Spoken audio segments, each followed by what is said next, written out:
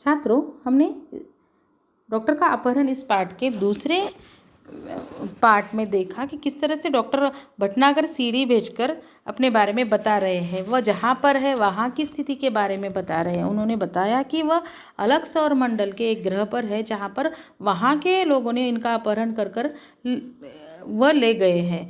तो वहाँ की स्थिति के बारे में बता रहे हैं कि किस तरह से यहाँ पर अचानक से अवयवों के सड़ने का एक नया विचित्र सा रोग इन लोगों को हो रहा है और धीरे धीरे ये सड़न बढ़ती जाती है और यहाँ के लोग उसके कारण क्या हो रहे हैं, मर रहे हैं। जिस तरह से पृथ्वी पर प्रगति हो रही है वैज्ञानिक, तो उन सारी स्थितियों से ये लोग गुजर गए हैं। विज्ञान की प्रगति में ये अपने चरम सीमा पर पहुंच चुके हैं। अब स्थिति ऐसी आ गई है, वह कहते हैं कि यहाँ पर लोग कम और मशीनें ज़्यादा हो गई है। जितने भी लोग हैं वह मशीनों के गुलाम हो गए हैं। इन मशीनों ने लोगों को क्या किया है, नकारा बनाया हुआ है कि ये लोग सारे काम अब मशीनों के ज़रिए कर रहे हैं, खुद कुछ नहीं करते हैं, जिसके कारण यहाँ की स्थिति अब भयावह हो गई है कि इंसान का नामो निशानी मिटने की नौबत आ गई है। तो पृथ्वी के लोगों को भी सचेत कर रहे हैं कि ये लोग जिस प्रगति से गुजर चुके हैं, हम उस प्रगति से अब गुजर रहे हैं। तो समय रहते हम अगर सचेत हो गए, सावधान हो गए, तो हम क्या हो सकते हैं, अपने आप को, पृथ्वी के पर्यावरण के संतुलन को, पृथ्वी को बचा सकते हैं। आप सोच रहे होंगे कि जो देश विज्ञान में इतना आगे बढ़ चुका है वह चिकित्सा शास्त्र में इतना पीछे कैसे रह गया। इसका कारण यह रहा है कि यहाँ के निवासियों का शरीर बहुत मजबूत होता है। उसकी ऊपरी चमड़ी मोटे प्लास्टिक जैसे पदार्थ की बनी होती है। इस पर हवा, पानी या मिट्टी का कोई असर नहीं होता। हाँ, जब ये बच्चे रहते हैं तब अवश्य यह चमड़ी नरम रहती है, लेकिन बाद में धीरे धीरे वह सख्त होती जाती है। ये सब यहाँ की जलवायु का प्रभाव है। यहाँ लोग बीमार ही नहीं पड़ते, इसलिए उन्हें चिकित्सा की ज़रूरत ही नहीं पड़ती। और जब किसी चीज़ की ज़रूरत न हो तो भला उसके बारे में कोई कैसे सोच सकता है। इसी कारण ये लोग चिकित्सा शास्त्र में पीछे रह गए हैं, किंतु अब इन पर मुसीबत आ गई है। डॉक्टर भटनागर कहते हैं कि यहाँ की लोगों की प्रगति, यहाँ इस ग्रह की प्रगति के बारे में, वैज्ञानिक प्रगति के बारे में मैं आप लोगों को बता रहा हूँ।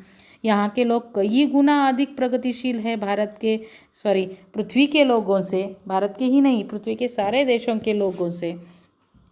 तो वह कहते हैं कि आप लोगों को लगता होगा कि जो देश विज्ञान में इतना प्रगतिशील है वह चिकित्सा शास्त्र में पीछे कैसे रह गया, यानी चिकित्सा शास्त्र में प्रगति करने के बारे में इन लोगों ने कैसे नहीं सोचा। तो डॉक्टर भटनागर कहते हैं कि इन्होंने क्यों चिकित्सा शास्त्र में प्रगति नहीं की। तो यहाँ के लोगों की चमड़ी कैसी होती है, बहुत मोटी होती है, प्लास्टिक जैसे पदार्थ से बनी हुई होती है, जो बहुत मोटी होती है और जिसके कारण हवा, पानी या मिट्टी का इनके चमड़ी यानी त्वचा पर कोई असर नहीं होता, जिसके कारण इन्हें कोई बीमारी नहीं होती है। पर जब ये छोटे बच्चे होते हैं तब ये चमड़ी नरम होती है, मुलायम होती है, पर जैसे जैसे बड़े होते जाते हैं चमड़ी कैसी होती जाती है, मजबूत होती जाती है, प्लास्टिक जैसी मजबूत होती जाती है, जिस पर वातावरण का कोई प्रभाव या परिणाम नहीं होता है, जिसके कारण इन्हें कोई बीमारी नहीं होती है, क्योंकि इनकी चमड़ी धीरे धीरे सख्त होती जाती है और जिस पर यहाँ के जलवायु का प्रभाव नहीं होता है। और ऐसा क्यों होता है, तो यहाँ का वातावरण, यहाँ का पानी या हवा उस तरह की है जिसका कारण इनके त्वचा पर परिणाम होता है, यानी इनकी त्वचा मजबूत होती जाती है, चमड़ी मजबूत होती जाती है। यहाँ लोग बीमार नहीं पड़ते, इसलिए उन्हें चिकित्सा की, यानी उन्हें कोई किसी इलाज की ज़रूरत ही नहीं पड़ती, क्योंकि उनकी चमड़ी इतनी मजबूत होती है कि किसी चीज़ का कोई इन पर प्रभाव नहीं होता। वो प्लास्टिक जैसी मजबूत होती है, सख्त प्लास्टिक जैसी मजबूत होती है, इसके कारण ये लोग बीमार नहीं पड़ते, और बीमार नहीं पड़ते हैं तो इलाज की ज़रूरत ही नहीं होती है। और वो बताते हैं जिस चीज़ की ज़रूरत नहीं होती है उसके बारे में कोई सोचता भी नहीं है।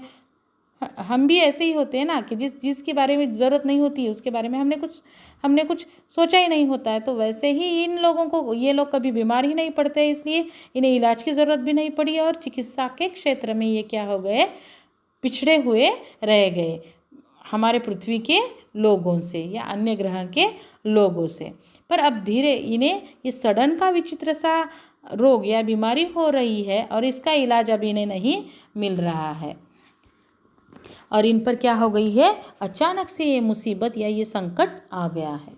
मैंने सड़न रोग का अध्ययन कर लिया है और इनके शरीर की बनावट का भी। यानी कई महीनों से अब डॉक्टर भटनागर उस अन्य सौरमंडल के ग्रह पर है, तो जिस कारण उन्हें या जिस बात के लिए उन्हें लेकर गए हैं उन्होंने वह काम वहाँ शुरू किया है। क्योंकि ये सेवा व्रती ऐसे ये डॉक्टर भटनागर है। हमने देखा है कि कोई भी कभी भी रात में किसी भी समय आए या कहीं कभी भी आए, डॉक्टर भटनागर सहर्ष उनके साथ चले जाते थे। कोई फीस दे न दे, वह क्या करते थे, सेवा करना अपना धर्म समझकर वह अपना काम करते थे। वैसे ही यहाँ पर इलाज के लिए लेकर गए हैं तो इन्होंने अपना काम शुरू कर दिया है। उन्होंने किस बात का, तो जो रोग इन्हें हो रहा है, जो बीमारी इन्हें हो रही है उसका अध्ययन शुरू किया और यहाँ के लोगों के शरीर की बनावट का भी उन्होंने क्या की, उसका भी अध्ययन इन्होंने क्या किया, शुरू किया कि किस तरह से इनके शरीर की बनावट है, किस तरह से इस पर इलाज किया जा सकता है, इसके बारे में उन्होंने अपना काम शुरू कर दिया था। किंतु समस्या यह है कि पृथ्वी के चिकित्सा सिद्धांतों को यहाँ लागू नहीं किया जा सकता है ना। पृथ्वी पर जैसे लोगों की शारीरिक रचना है, बनावट है, उन्हें जैसे बीमारियां होती है उस पर जो इलाज किया जाता है, सेम वैसा ही इलाज यहाँ पर नहीं किया जा सकता। क्योंकि पृथ्वी के इंसानों से अलग इनके यहाँ के ग्रहों के लोगों की शारीरिक बनावट है। क्योंकि पृथ्वी के लोगों की मरते दम तक त्वचा कैसी होती है, चमड़ी कैसी होती है, मुलायम होती है, जलवायु का उस पर प्रभाव होता है, वह बीमार होते हैं। तो यहाँ के लोगों की चमड़ी वैसी नहीं है, जिसके कारण पृथ्वी के लोगों को जिस तरह से इलाज कर कर किसी भी बीमारी में क्या किया जा सकता है, उस पर इलाज किया जा सकता है, वैसे ही इलाज यहाँ पर सेम तरह से नहीं किया जा सकता। क्योंकि यहाँ का वातावरण और यहाँ के लोगों की शारीरिक बनावट, इनकी चमड़ी पूरी तरह से क्या है, अलग है।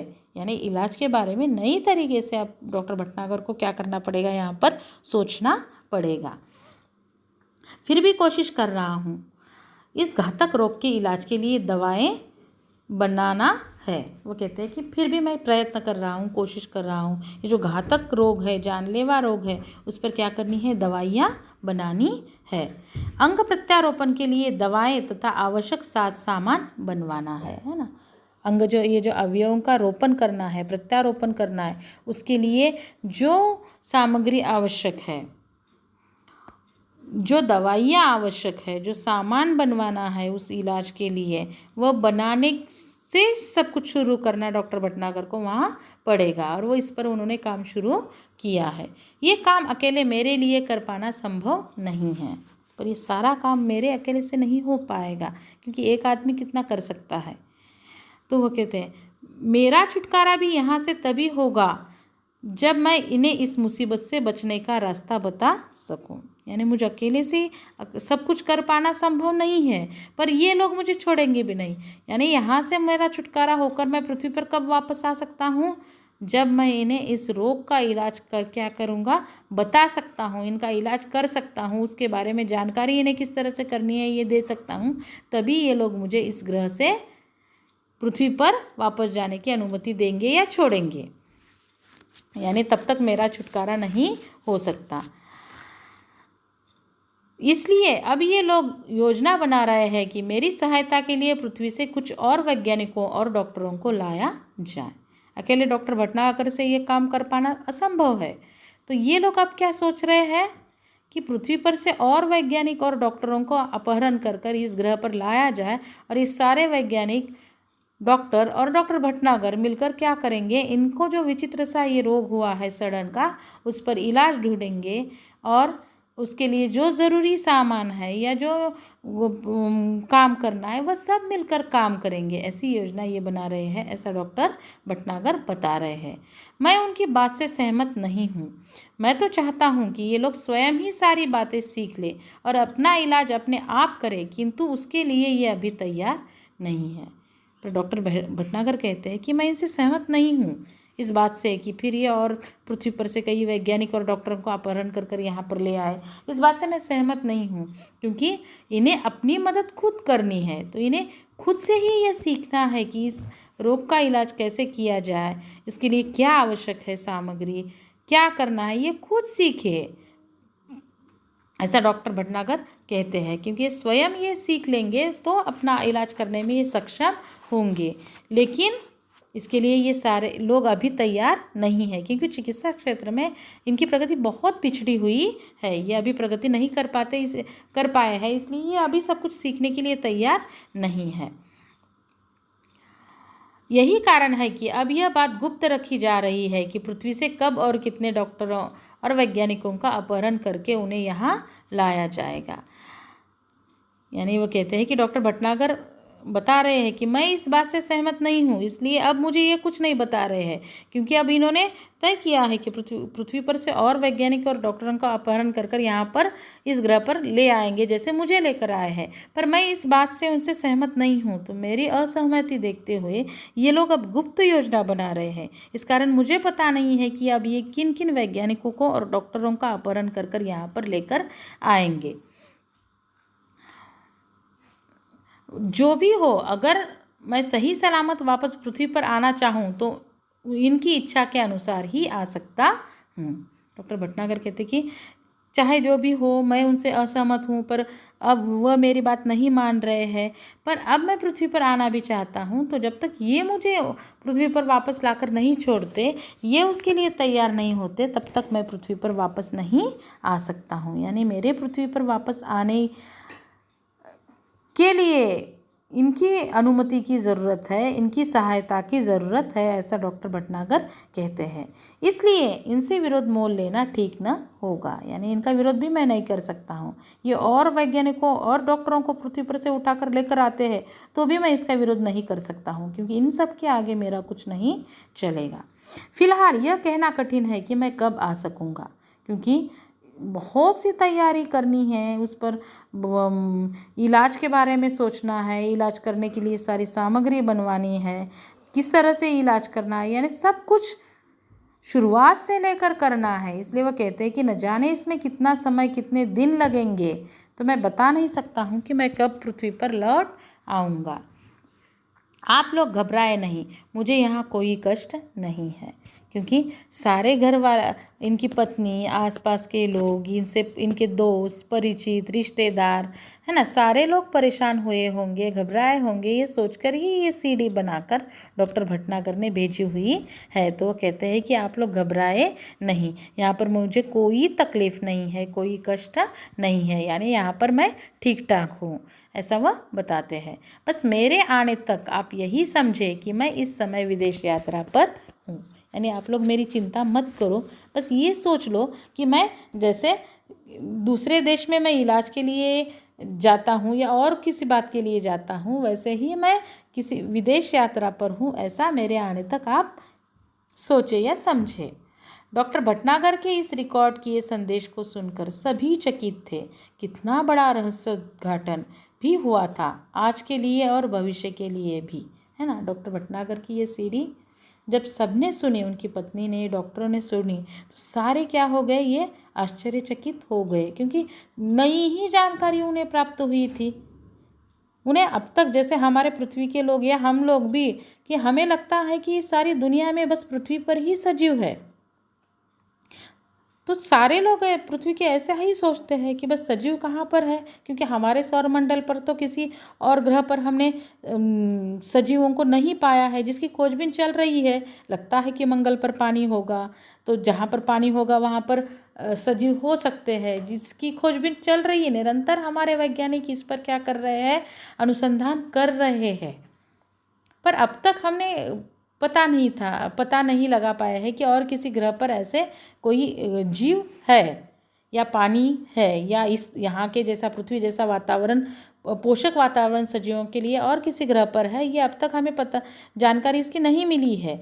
इसकी खोजबीन निरंतर चल रही है। तो ये नई ही बात सबको पता चली कि अन्य कई सौरमंडल है जिस पर अन्य ग्रहों पर भी सजीव बसते हैं, जो हमसे कई गुना अधिक प्रगतिशील है, उन्नतिशील है।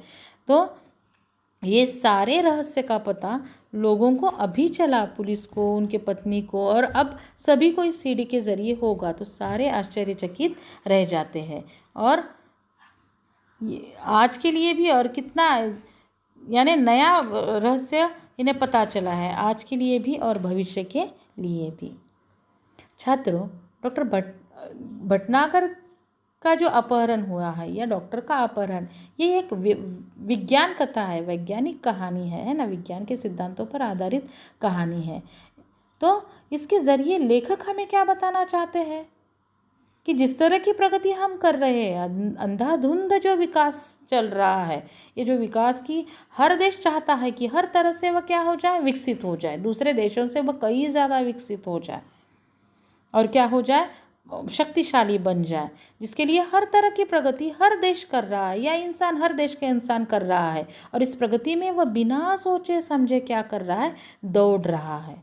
ये जो विकास है, ये विकास हमें क्या कर रहा है, विकास तो कर रहा है, पर ये विकास धीरे धीरे हमें नाश की खाई की ओर ले जा रहा है। जिस तरह से कारखाने, उद्योग बढ़ रहे हैं, इन उद्योगों के कारण, कारखानों के कारण प्रदूषण बढ़ता जा रहा है, हर तरह का प्रदूषण बढ़ता जा रहा है। जल प्रदूषण हो, वायु प्रदूषण हो या भूमि प्रदूषण हो, हर तरह का प्रदूषण बढ़ता जा रहा है, जिसके कारण हम भी देख रहे हैं कि पृथ्वी के को बचाने वाला जो ओजोन की जो परत है पृथ्वी पर, उसमें छेद आते जा रहे हैं इन प्रदूषण के कारण, जिसके कारण सूरज की किरणें डायरेक्ट पृथ्वी पर आ जाएगी, फिर न जाने उन पृथ्वी का तापमान बढ़ता जा रहा है और डायरेक्ट वह किरणें आ जाएगी, ये परत अगर ख़त्म हो जाएगी तो फिर बचना सजीवों के लिए क्या हो जाएगा, उस तापमान के कारण मुश्किल हो जाएगा। अलग अलग प्रकार के कैंसर हो रहे हैं इस प्रदूषण के कारण, नई नई बीमारियां हो रही है। इंसान कितने साल जिएगा इसकी कोई गारंटी नहीं दे पा रहे हैं, क्योंकि कभी भी कितने भी कम उम्र में कोई भी बीमारी हो रही है। पर्यावरण का संतुलन हमने बिगाड़ा है, अपने अस्तित्व को तो हम खत्म करने के लिए खुद ही जिम्मेदार है, पर और जो पशु पक्षी है उनका अस्तित्व भी हम मिटा रहे हैं। जंगलों को हम क्या कर रहे हैं, खत्म करते जा रहे हैं। अपने विकास की इस दौड़ में हम हर चीज़ को तहस नहस करते जा रहे हैं, जिसका परिणाम क्या होगा, उस परिणाम की ओर हमारा ध्यान खींचने के लिए लेखक ने क्या किया है, ये कहानी क्या की है, इस कहानी के ज़रिए हमें संदेश दिया है। ऐसे ही हम प्रगति करते जाएंगे तो प्रगति के नाम पर एक दिन खुद को या इस पर्यावरण के जीवों को हम खुद खत्म कर देंगे। तो इससे हमें भी क्या करनी है, सीख लेनी है, ज़्यादा से ज़्यादा स्वाभाविक नैसर्गिक जीवन जीने की कोशिश हमें करनी है। तो आशा करती हूँ आपको ये पाठ अच्छी तरह से समझ में आया होगा।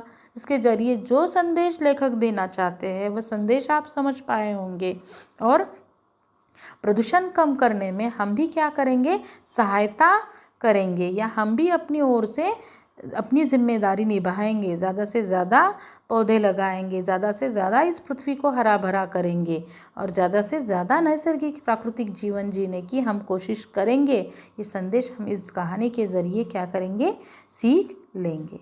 धन्यवाद।